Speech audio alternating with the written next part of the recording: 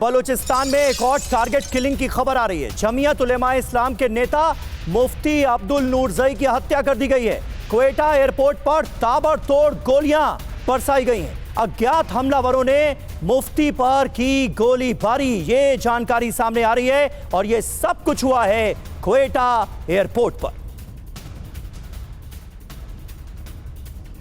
तो अज्ञात हमलावरों ने मुफ्ती पर गोलीबारी की है और बलूचिस्तान में एक और टारगेट किलिंग की खबर सामने आ रही है। तो ये एक और बड़ी खबर, बड़ी जानकारी हम आपको दे रहे हैं। JUI नेता मुफ्ती अब्दुल नूरजई की हत्या कर दी गई। तो पाकिस्तान में एक और खूनी खेल खेला गया है। क्या हुआ है, खबर क्या है, ये देखिए। बलूचिस्तान में जमीयत नेता मुफ्ती अब्दुल नूरजई की हत्या कर दी गई। क्वेटा एयरपोर्ट पर ताबड़तोड़ गोलियां बरसाई गई। अज्ञात हमलावरों ने मुफ्ती पर गोलीबारी की। अस्पताल ले जाते समय नूरजई ने दम तोड़ दिया। जमीयत उलेमाए इस्लाम के बड़े नेता थे अब्दुल नूरजई, जिनकी इस तरह से हत्या कर दी गई। और जिस तरीके से इस तरह की हत्याएं हो रही हैं लगातार। और इरशाद साहब, एक चीज बताइए, मैं देखिए ये बहस बहुत आगे चली गई, लेकिन मैं ये आपसे समझना चाहता हूं, आप सियासत से जुड़े शख्स हैं, सियासी तौर पर इन मसलों का अब तक हल क्यों नहीं आया सामने? कहां चूक हो रही है पाकिस्तान के लीडर्स की तरफ से? मैं ये कहूँगा, देखें, सियासत और रियासत, मैं ये कहता हूँ हमें सियासत नहीं रियासत चाहिए। हम रियासत के लिए काम कर रहे हैं। हम अपनी सियासत को पुष्ट पर रख के हम रियासत की बात कर रहे हैं, रियासत में अमन की बात कर रहे हैं, शांति की बात कर रहे हैं। उसके लिए हम मुसलसल इस दहशतगर्दी का मुकाबला भी कर रहे हैं और लोगों को, जो भटके हुए लोग हैं, उनको समझाने की कोशिश भी कर रहे हैं। देखिए, मौलाना फजलुर रहमान साहब के अगर ये लीडर थे और उनके साथी थे, अल्लाह ताला इनको जन्नतुल फिरदौस में जगह अता फरमाए।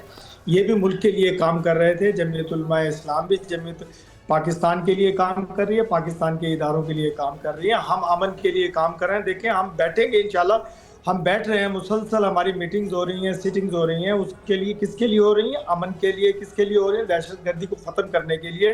किसके लिए हो रहे हैं? अपने मुल्क के लोगों के लिए। और मेरी आर्मी जो कुर्बानियां दे रही हैं, मेरे जो आर्मी के शहादतें हो रही हैं, वो किसके लिए हो रही हैं? अपने मुल्क के लिए, अपनी कौम के लिए। तो मीटिंग्स में ये डिस्कशन हो रहा है क्या कि बलूचिस्तान पर 1948 में जो पाकिस्तान ने अवैध जबरन कब्जा किया वो छोड़ा जाएगा और बलूचिस्तान को उसकी आजादी वापस दी जाएगी? मीटिंग में डिस्कशन हो रहा है क्या? ये आपकी बातें, हिंदुस्तान की बात है, हिंदुस्तान के चैनल की बात है। हिंदुस्तान कोई भी दहशतगर्दी फैला सकता है अपने चैनल के जरिए, सरहद के जरिए, अपने दहशतगर्दों के जरिए। आप जो कुछ मर्जी कहें, बलूचिस्तान और हम एक हैं। पाकिस्तान है बलोच, पाकिस्तानी है बलोच, हम है पाकिस्तानी, हम है बलोची, हम है अपनी जान, हम कुर्बान।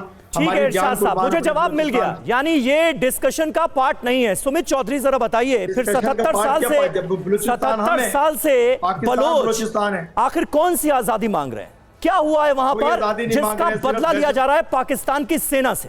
देखिए, सबसे कमाल की बात यह कि पिछले 2 सालों में अगर आप देखें कि लगातार पाकिस्तान आर्मी इस इलाके को कंट्रोल करना चाह रही है और ये तब है जब पाकिस्तान आर्मी की बड़ी इंस्टॉलेशंस, आप कह सकते हैं कि बड़ी मौजूदगी उस इलाके में, लेकिन फिर भी बलूचिस्तान के लोगों के सामने पाकिस्तान आर्मी जितनी मर्जी एट्रोसिटीज कर ले, उस इलाके को लगातार अपने हाथ में नहीं ले पा रही है। और अब मुझे लगता है कि चीन को लेकर भी ज्यादा नाराजगी है। ना सिर्फ उनको ये नाराजगी है कि पाकिस्तान की तरफ से एट्रोसिटीज करी जा रही है, बल्कि चीन को जो नेचुरल रिसोर्सेज दिए जा रहे हैं उसको लेकर नाराजगी। और यही वजह कि देखिए, भले ही हमारे एक्सपर्ट कुछ भी कहते रहे, कुछ भी आई वॉश करते रहे, लेकिन सच्चाई ये है कि दुनिया की नजर इस समय बलूचिस्तान पर है, वहां पर जातियों पर है और ये जातियां लगातार पाकिस्तान आर्मी के द्वारा ही की जा रही है। और यही वजह है कि करीबन 2 सालों में 550 से ज्यादा सिर्फ और सिर्फ बलूचिस्तान लिबरेशन आर्मी ने जो अटैक किए हैं वो सिर्फ और सिर्फ पाकिस्तान आर्मी के इंस्टॉलेशन पर और उनके पुलिस स्टेशन पर किया। किसी सिविलियन एरियाज पर उन्होंने कोई अटैक नहीं किया।